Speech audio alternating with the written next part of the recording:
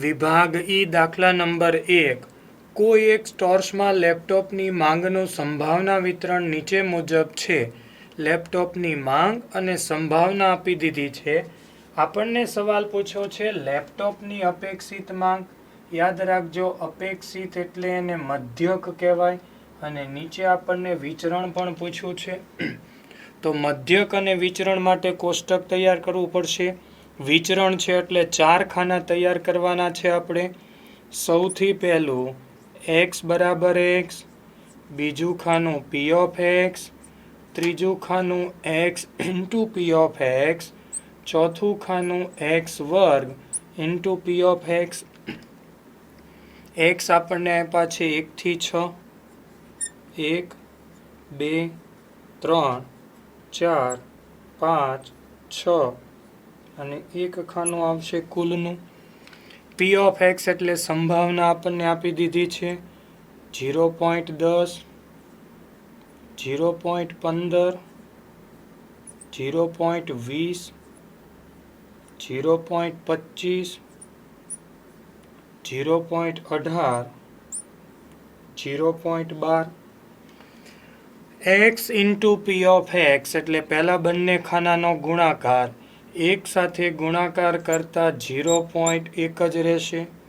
15 દુ 30, 0.3 અથવા તો 0.30, 3 દુ 6, 0.6, 25 ચોક 100 એટલે 1, 18 પંચા 90, 0.9, 12 છોક 72, 0.72. આ થઈ ગયું x into p of x. એનો ટોટલ કરવાનો છે આપણે 3.62. x વર્ગ ઇન્ટુ p ઓફ x ક્યાંથી મળે? પહેલું ખાનું અને ત્રીજા ખાનાનો ગુણાકાર. તો પાછું આપણને મળશે 0.1, 3 દુ 6, 0.6, 6 તેરી 18, 1.8, 4 એકા 4, 9 પંચા 45, 4.5, 0.72 ગુણ્યા 6, 4.32. આ થઈ ગયું x વર્ગ ઇન્ટુ p ઓફ x. એનો ટોટલ થશે 15.32. હવે આપણને ચારેય ખાના ઉપરથી મધ્યક મળી જશે. તો પહેલું મેળવશું આપણે મધ્યક મ્યુ બરાબર sigma x into p of x. તો આ ખાનાનો ટોટલ આપણને મળ્યો છે 3.62. આ મળી ગયો આપણને મધ્યક. હવે આપણે મેળવીએ વિચરણ. તો વિચરણને આપણે સિગ્મા સ્ક્વેર પણ કહીએ છીએ. બીજી રીતે આપણે એને v ઓફ x પણ કહીએ છીએ. એનું સૂત્ર શું છે? સિગ્મા x વર્ગ into p of x minus કાઉન્સમાં મધ્યકનો વર્ગ. મધ્યક એટલે કોણ? Sigma x into p of x નો વર્ગ. તો સિગ્મા x વર્ગ ઇન્ટુ p ઓફ x એટલે છેલ્લા ખાનાનો ટોટલ આપણી પાસે છે 15.32, 15.32 માઇનસ મધ્યક એટલે 3.62 નો સ્ક્વેર, 15.32 માઇનસ 3.62 નો સ્ક્વેર 13.1044. 15.32 માંથી 13.1044 બાદ કરીએ, જવાબ આવશે 2.22. આ મળી ગયો આપણને મધ્યક અને વિચરણ. ચાલો હવે અભ્યાસ કરવાનો છે આપણે દ્વિપદી સંભાવના વિતરણ. ઉદાહરણ નંબર 11. એક ફેક્ટરીમાં ઉત્પાદિત થયેલા એકમોમાં 3% એકમો ખામીવાળા છે, તો બાકીના 97% એકમો ખામી વગરના હોય. આ ઉત્પાદિત થયેલ એકમોમાંથી યાદચ્છિક રીતે 4 એકમો પસંદ કરવાના છે. તો તેમાંથી એક પણ એકમ ખામીવાળો ન મળે એની સંભાવના શોધો. હવે દ્વિપદી સંભાવના વિતરણમાં મુખ્ય આપણે 4 માહિતી મેળવતા શીખવાનું છે. એમાં n મોટે ભાગે આપણને તૈયાર આપી દીધો હોય. યાદચ્છિક સાથે જે કિંમત આપી હોય એ આપણી માટે n બને. 4 મુદ્દા મેળવવાના n, x, p અને q. તો આ દ્વિપદી સંભાવના વિતરણમાં p એટલે સફળતાની સંભાવના, q એટલે નિષ્ફળતાની સંભાવના અને x તમને જે શોધવાનું કીધું છે ત્યાંથી આપણને મળે. તો n મળી ગયો આપણને 4. હવે અહીંયા આપણે p કોને લેશું? આપણી પાસે બે વસ્તુ છે, ખામીવાળા અને ખામીવાળા ન હોય. તો યાદ રાખવાનું છે, ફેક્ટરી કોઈ પણ હોય, મોટે ભાગે એકમો ઉત્પાદન થાય ખામી વગરના હોય. તો ખામીવાળા એકમો બજારમાં જવા ન જોઈએ. તો આપણે શું કરશું? જે એકમો ખામીવાળા છે એને શોધીને આપણે દૂર કરશું. તો જો ખામીવાળા એકમો આપણને મળી જાય તો આપણે દૂર કરીએ તો એ આપણી સફળતા કહેવાય. એટલે બજારમાં આપણે ખામીવાળા એકમો જાય નહીં, શાખ બગડે નહીં, પ્રતિષ્ઠા સારી રહે. તો ખામીવાળા એકમોને આપણે સફળતા P કહીએ. તો P બરાબર લખવાનું છે, લખાણ ખાસ, એકમ ખામીવાળો હોય તેની સંભાવના.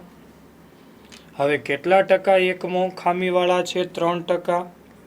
તો P બરાબર 3/100, 0.03. હવે બે સૂત્રો યાદ રાખવાના છે. P બરાબર 1 - Q થાય અને Q બરાબર 1 - P થાય. જ્યારે પણ કોઈ એક આપી દીધું હોય ત્યારે બાકીનું આપણને મળી જાય. તો આપણને P મળી ગયો, તો P ઉપરથી આપણને Q મળે. તો Q બરાબર સૂત્ર 1 - P, 1 - 0.03, તો 0.97. તો P મળી ગયો, Q મળી ગયો. હવે યાદચ્છિક રીતે 4 એકમો કીધા છે તો આપણને n બરાબર મળે 4. x બરાબર શું કીધું છે? તો કે એક પણ એકમ ખામીવાળો હોવો જોઈએ નહીં. તો ખામીવાળા એકમોની સંખ્યા કેવી હોય? 0. તો 4 વસ્તુ પહેલા મેળવવાની, સફળતા P, નિષ્ફળતા Q, n અને x. આ ચારેય મળી ગયા પછી આપણે દ્વિપદી સંભાવના વિતરણનું સૂત્ર મૂકવાનું છે. P of x બરાબર NCX, P ની x ઘાત, Q ની n - x ઘાત. 4 વસ્તુની જરૂર પડે, n, x, p અને q આપણી પાસે છે. તો x બરાબર 0 છે. જ્યારે એક જ કિંમત હોય ત્યારે લખવાની જરૂર નથી, સીધું કિંમત જ્યાં x દેખાય ત્યાં બધે 0 મૂકશું. P of 0, n મારી પાસે કેટલા છે? 4. તો 4c, x એટલે 0 ગુણ્યા p ની x ઘાત. હવે મારી પાસે p કેટલો મળ્યો? તો કે 0.03 ની x ઘાત એટલે 0 ઘાત ગુણ્યા 0.97. આ કોણ હતું? q.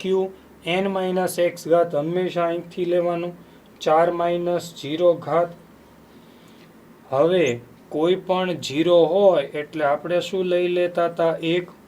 કોઈ પણની 0 ઘાત હોય તો યાદ રાખવાનો છે, એનો પણ જવાબ આવશે 1.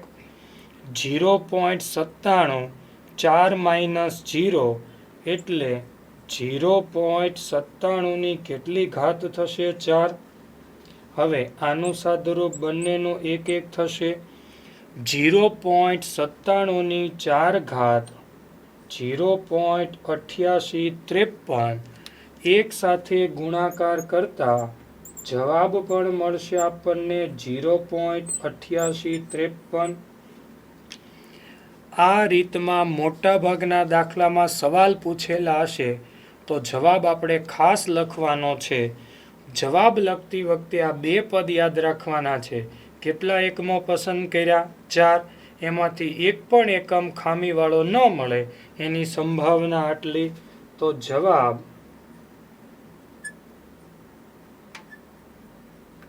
4 એકમોમાંથી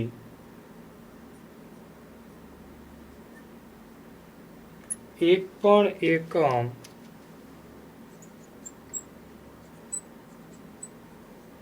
ખામીવાળો ન મળે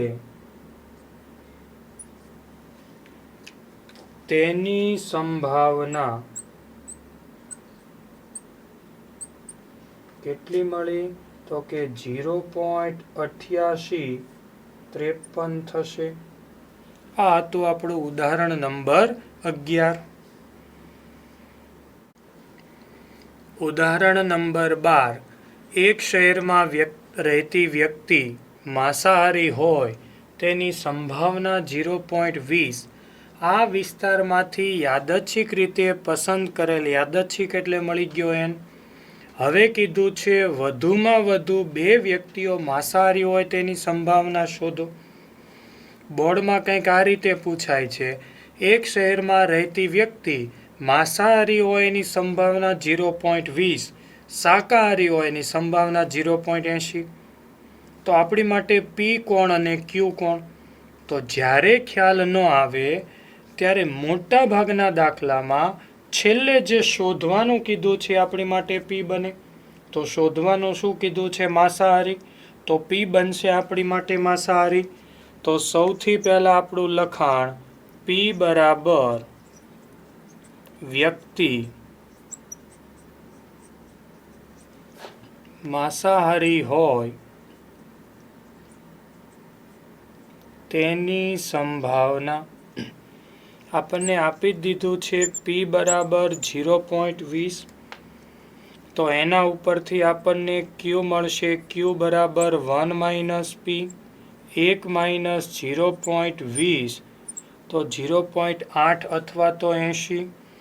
હવે આપણને કીધું છે યાદચ્છિક રીતે પસંદ કરેલ 6 વ્યક્તિ એટલે એન બરાબર 6. મહત્વનો છે એક્સ. શું કીધું છે આપણને? વધુમાં વધુ 2. તો જે આંકડો કીધો છે એ લઈ લેવાનો 2. હવે યાદ રાખવાનું છે એણે જે શબ્દ આપ્યા છે એનાથી વિરુદ્ધ કરવાનો છે. એ વધુ કે તો આપણે ઓછા કરવાના, એ ઓછામાં ઓછા કે તો આપણે વધવાનું. એણે વધુમાં વધુ કીધું છે તો આપણે ઓછા કરશું. ક્યાંથી ઓછા કરશું? તો કે 2 અને 2 થી ઓછા. તો 2 થી ઓછા 1 અને 0. તો x બરાબર 0 મૂકશું, 1 મૂકશું, 2 મૂકશું અને પછી 3 અહીંનો સરવાળો કરશું. તો સૌ પ્રથમ એકવાર આપણું સૂત્ર પી ઓફ એક્સ બરાબર NCX, પી ની x ઘાત, ક્યુ ની n-x ઘાત. હવે x બરાબર આપણે 0 મૂકવાના છે. તો x બરાબર 0 મૂકીએ તો પી ઓફ 0 બરાબર n, મારી પાસે છે 6, 6C0. મારી પાસે પી છે 0.2 અથવા 0.20, બંને એક થાય. એની x ઘાત એટલે 0 ઘાત. બીજા કાઉન્સમાં મારી પાસે છે ક્યુ 0.8, n-x ઘાત 6 માઇનસ 0 ઘાત. હવે હમણાં જ આપણે ભણ્યા કે 0 હોય એટલે એનું સાદુરૂપ થઈ જશે બંનેનું 1 1. 0.8 ની 6 ઘાત 0.2621. તો એક સાથે ગુણાકાર કરતા પહેલો જવાબ મળશે આપણને 0.2621. આ x બરાબર 0. હવે આપણે 1 મૂકીએ તો x બરાબર 1, પી ઓફ 1. બીજી વાર સૂત્ર લખવાની જરૂર નથી. NCX, n એટલે આપણી પાસે 6, x એટલે આપણે મૂક્યા 1, p એટલે 0.2 ની x ઘાત, x ઘાત એટલે 1 ઘાત, q એટલે 0.8, n-x ઘાત 6 માઇનસ 1 ઘાત. તો 6C1 એટલે સાદુરૂપ થઈ ગયું 6. 0.2 ની 1 ઘાત એટલે એમનામ જ રહેવાનું છે 0.2. 0.8 ની કેટલી ઘાત થવાની છે? 5. તો જવાબ આવશે એનો 0.3277. હવે 6 ગુણ્યા 0.2 ગુણ્યા 0.3277 જવાબ આવશે 0.3932. આ બીજાનો જવાબ આવ્યો. હવે ત્રીજું મૂકીએ આપણે. કેટલા મૂકવાના છે? x બરાબર 2. તો p ઓફ 2 બરાબર NCX. n છે 6, x છે આપણી પાસે 2, p ની x ઘાત. હવે p આપણી પાસે છે 0.2, x ઘાત એટલે 2 ઘાત, q છે 0.8, n માઇનસ x ઘાત 6 માઇનસ 2 ઘાત 6c2. સાદુરૂપ ખ્યાલ ન આવે તો 6 ગુણ્યા 5 છેદમાં 2 ગુણ્યા 1. હવે 0.2 નો વર્ગ ખાસ યાદ રાખવાનું છે 0.04. 0.8 ની 6 માઇનસ 2 કેટલી ઘાત વધશે? 4. તો જવાબ એનો આવશે 0.4096. હવે અહીંયા આપણે છેદ ઉડાડતા મળ્યા 15. આ 0.04, આ 0.4096. બધાનો આપણે ગુણાકાર કરતા 0.2458. આ મળ્યો ત્રીજો જવાબ. હવે આપણને કીધું છે વધુમાં વધુ 2 વ્યક્તિઓ માંસાહારી હોય તો લખાણ લખીએ. વધુમાં વધુ 2 વ્યક્તિઓ માંસાહારી હોય તેની સંભાવના બરાબર આપણે જે મેળવું એનો ટોટલ કરવાનો. તો આપણે મેળવા p of 0 plus p of 1 plus p of 2. તો p ઓફ 0 નો જવાબ શું આવ્યો હતો? તો કે 0.2621 પ્લસ એકમાં હતો 0.3932, 0.2458. બધાનો સરવાળો કરતા 0.9011. તો છેલ્લે જવાબ વધુમાં વધુ 2 વ્યક્તિઓ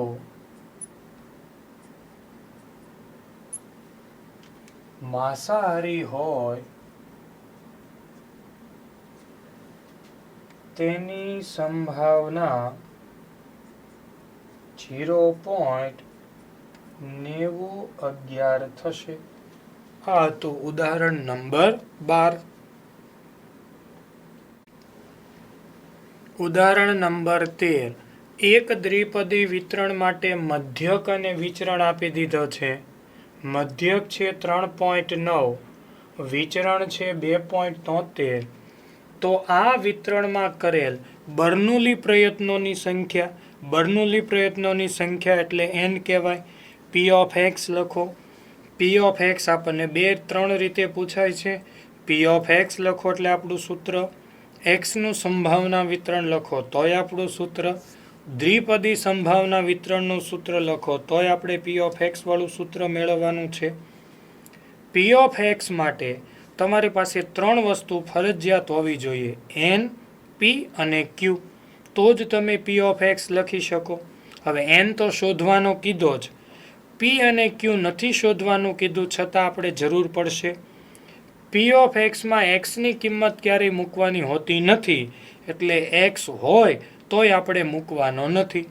તો સૌ પ્રથમ આપણી પાસે છે મધ્યક. તો મધ્યકને કહેવાય np. યાદ રાખવાનું છે, ગુણધર્મોમાં શીખી ગયા. np એટલે 3.9 અને વિચરણ એને કહેવાય npq 2.73. ગુણધર્મ પ્રમાણે ફરીથી યાદ રાખો, મધ્યકને કહેવાય np, વિચરણ એટલે npq. હંમેશા યાદ રાખવાનો np મોટો હોય અને npq હંમેશા નાનો હોય. તો જ્યારે દાખલો ગણીએ ત્યારે npq હંમેશા અંશમાં મૂકવાનો અને એનપી હંમેશા મોટી રકમ છેદમાં મૂકવાની. એમ સામે એનપી ક્યુ એટલે 2.73 છેદમાં એનપી એટલે 3.9. હવે અહીંયા જુઓ, આપણે એનપી ઉડાડશું તો આપણી પાસે વધશે ક્યુ ભાગાકાર કરતા 0.7. હવે આપણને ખ્યાલ છે ક્યુ મળે તો આપણને પી મળી જાય. પી બરાબર સૂત્ર હતું 1 - ક્યુ, 1 - 0.7 એટલે 0.3. તો આપણને ક્યુ મળી ગયો, પી મળી ગયો. હવે બર્નોલી પ્રયત્નોની સંખ્યા આપણે એન શોધવાની છે. એન માટે આપણે આ પદ લેશું. એન પી બરાબર કેટલા છે? તો કે 3.9 છે.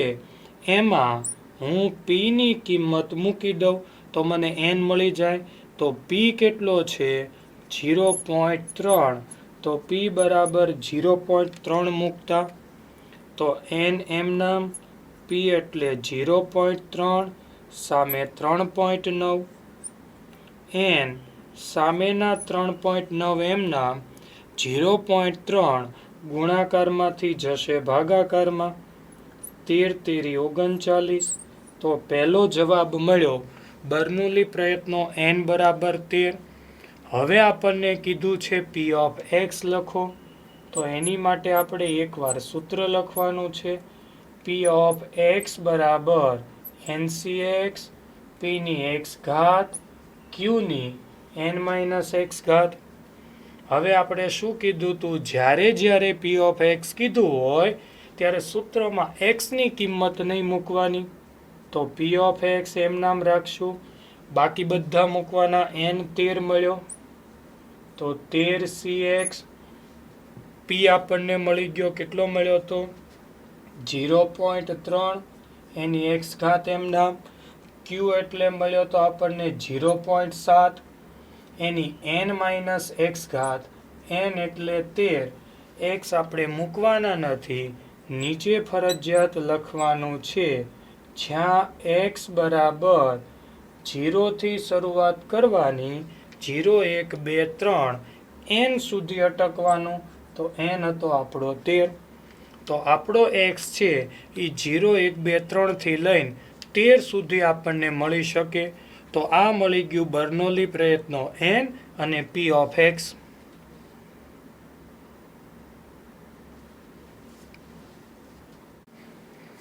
ઉદાહરણ નંબર 14. યુદ્ધ દરમિયાન દરિયાઈ સફરમાં સરેરાશ 9માંથી 1 જહાજ ડૂબી જાય છે. 9માંથી 1 જહાજ ડૂબી જાય છે. તો 6 જહાજના કાફલામાંથી 5 જહાજ દરિયાઈ સફર કરી સલામત રીતે પાછા આવે તે ઘટનાની સંભાવના શોધો. હવે આપણો નિયમ એવો હતો કે જે તમને છેલ્લે શોધવાનું કીધું છે એ આપણી માટે પી સફળતા બને. તો આપણને કીધું છે જહાજ દરિયાઈ સફર કરી સલામત રીતે પાછા આવે. તો સલામત રીતે પરત ફરી પી કહેવાય. તો પહેલી લાઈન વાંચો તો 9માંથી 1 જહાજ ડૂબી જાય છે. હવે પી સફળતાથી સલામત પાછા આવે તો ડૂબી જાય એને આપણે શું બોલવું પડે? ક્યુ. તો અહીંયા આપણને રકમ ઉલટી આપી દીધી છે, ક્યુ આપી દીધો છે. આવા દાખલા આપણને બોર્ડમાં અવારનવાર પૂછાય છે. તો સૌ પ્રથમ ક્યુ બરાબર જહાજ દરિયાઈ સફર દરમિયાન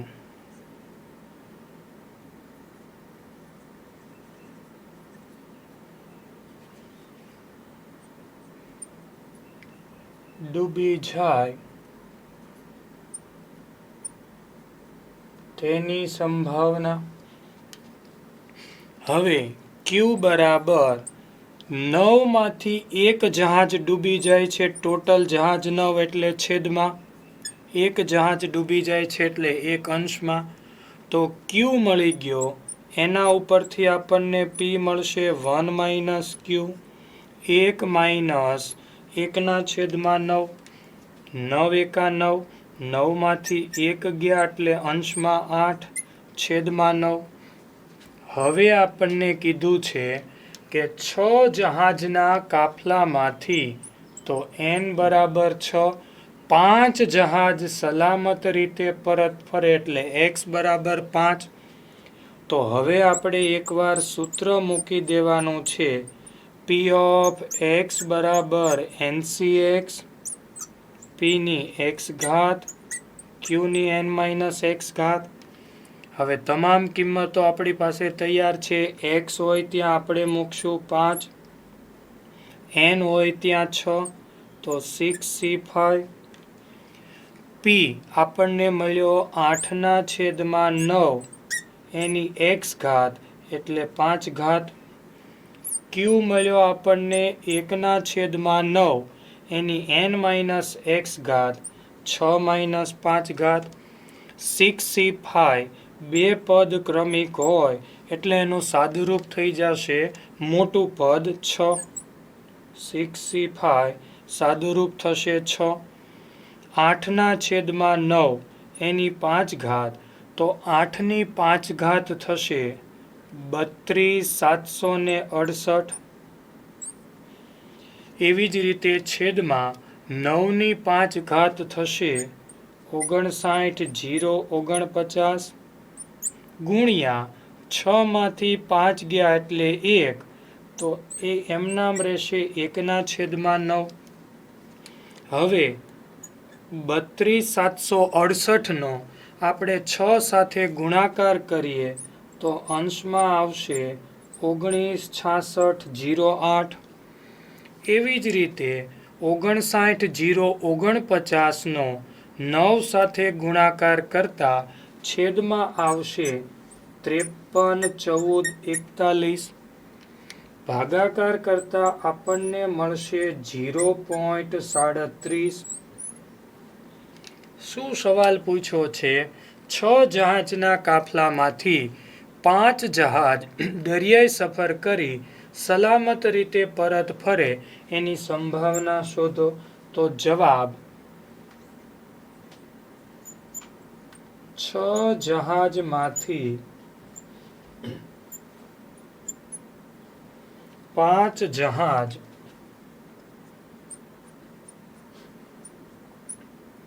સલામત રીતે પરત ફરે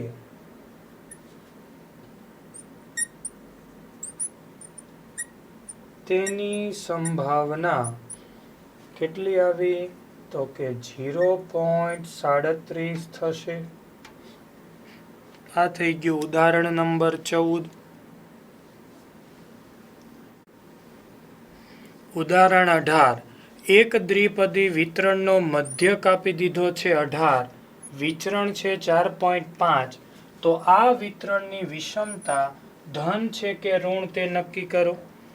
એની માટે થોડા ગુણધર્મો યાદ રાખવાના છે. ધન છે કે ઋણ એની માટે આપણે p શોધવાનો છે. જો p નો જવાબ 1/2 કરતા નાનો, 1/2 એટલે 0.5, 0.5 કરતા નાનો, તો વિતરણની વિષમતા ધન થશે. ઉલટું p નો જવાબ 1/2 એટલે 0.5 કરતા મોટો, તો વિતરણની વિષમતા ઋણ થશે. તો વિષમતા ધન કે ઋણ માટે આપણે p ની જરૂર પડશે. એની માટે આપણે મેળવતા હતા સૌથી પહેલા NP. NP એટલે મધ્યક, મધ્યક આપી દીધો છે 18. વિચરણ એટલે NPQ, NPQ આપ્યો છે 4.5. તો આપણું સૂત્ર શું થાય? NPQ છેદમાં NP.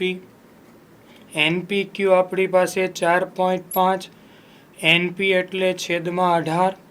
હવે આપણે NP ઉડાડતા હતા તો આપણી પાસે વધ્યું Q 0.25 ભાગાકાર કરતા.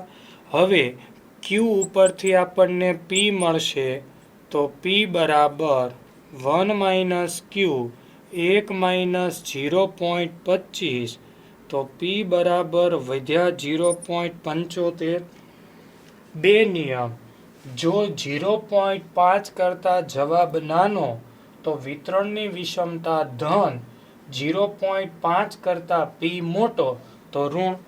અહીંયા 0.75 એટલે 0.5 કરતાં વધુ જવાબ આવ્યો.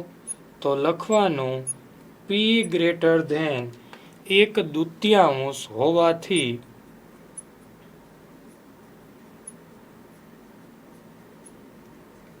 વિતરણની વિષમતા કેવી આવશે? તો કે ઋણ થશે. આ તો ઉદાહરણ નંબર 18. સ્વાધ્યાય 2.2 દાખલા નંબર 1. એક સમમિત દ્વિપદી વિતરણ માટે n બરાબર 8 હોય તો p of x less than equal to 1 શોધો. 2-3 શબ્દો મહત્વના છે. પહેલા તો સમમિત. સમમિત જ્યારે વિતરણ હોય ત્યારે p અને q બંનેની કિંમતો સમાન, ટોટલ સંભાવના 1 થાય તો એક સમીકરણ યાદ રાખજો, p પ્લસ q બરાબર 1 થાય. બેયને ભાગ પાડી દો તો બેયની સંભાવના અડધી અડધી થાય. તો જ્યારે સમમિત વિતરણ હોય ત્યારે p બરાબર 1/2 થાય અને q બરાબર પણ 1/2 થાય. p મળી ગયો, q મળી ગયો, n આપી દીધો છે આપણને, n બરાબર 8. શું શોધવાનું છે એ પણ આપણને કહી દીધું. x ની કિંમત 1 અને 1 કરતાં નાની. તો 1 કરતાં નાની કિંમત કોણ હોઈ શકે? 0. તો આપણે x બરાબર 0 અને 1 શોધવાના છે. તો સૌ પ્રથમ સૂત્ર મૂકી દઈએ. p ઓફ x બરાબર NCx p ની x ઘાત q ની n-x ઘાત. તમામ કિંમતો છે આપણે પહેલા x બરાબર 0 મૂકવાના છે. તો x બરાબર 0 મૂકીએ તો અહીંયા બનશે p ઓફ 0. NCx n મારી પાસે છે 8, 8c0. મારી પાસે p છે 1/2. તો 1/2 ની x ઘાત એટલે 0 ઘાત, q પણ 1/2, n-x ઘાત 8 - 0 ઘાત. આપણે ભણી ગયા 0 ઘાત હોય કે અહીંયા 0 હોય બંનેનું સાદુરૂપ થશે 1. હવે અહીંયા 8 ઘાત થશે. 1ની ગમે એટલી ઘાત કરો 1, પણ 2ની 8 ઘાત કરીએ એટલે 256. તો આપણો જવાબ આવશે 1/256. હવે x ની કિંમત આપણે 1 મૂકીએ તો જ્યાં x હોય ત્યાં 1 મૂકીએ તો અહીંયા થશે આપણી પાસે p ઓફ 1. જ્યાં 0 છે ત્યાં બધે 1 મૂકી દઈએ તો અહીંયા થશે 8c1. 1/2 ની 0 ની જગ્યાએ થશે 1 ઘાત. પાછા q એટલે 1/2 ની 8 - 1 ઘાત. હવે 8c1 એટલે 8, 1 ઘાત એટલે 1/2 એમ નામ રહેશે. અહીંયા 8 માંથી 1 ગયા એટલે 7 ઘાત. 1 ના 1 પણ 2 ની 7 ઘાત એટલે 128. અંશનો ગુણાકાર કરીએ 8 ગુણ્યા 1 એટલે અંશમાં 8, 128 ગુણ્યા 2 છેદમાં થશે 256. 0ની કિંમત મૂકી દીધી, 1ની કિંમત મળી ગઈ આપણને. હવે જે શોધવાનું કીધું છે એ મેળવીએ. શું કીધું છે? p of x less than equal to 1. એનો મતલબ x ની કિંમત 1 અને 1 કરતાં ઓછી, જે આપણે મેળવી. તો જવાબ p of 0 plus p of 1. તો p ઓફ 0 નો જવાબ શું આવ્યો? તો આપણી પાસે 1/256 પ્લસ p ઓફ 1 નો જવાબ આવ્યો તો 8/256. હવે છેદ સરખો હોય ત્યારે છેદ એમ નામ રાખવાનો, અંશનો સરવાળો કરવાનો. તો ફાઇનલ જવાબ આવ્યો 9/256.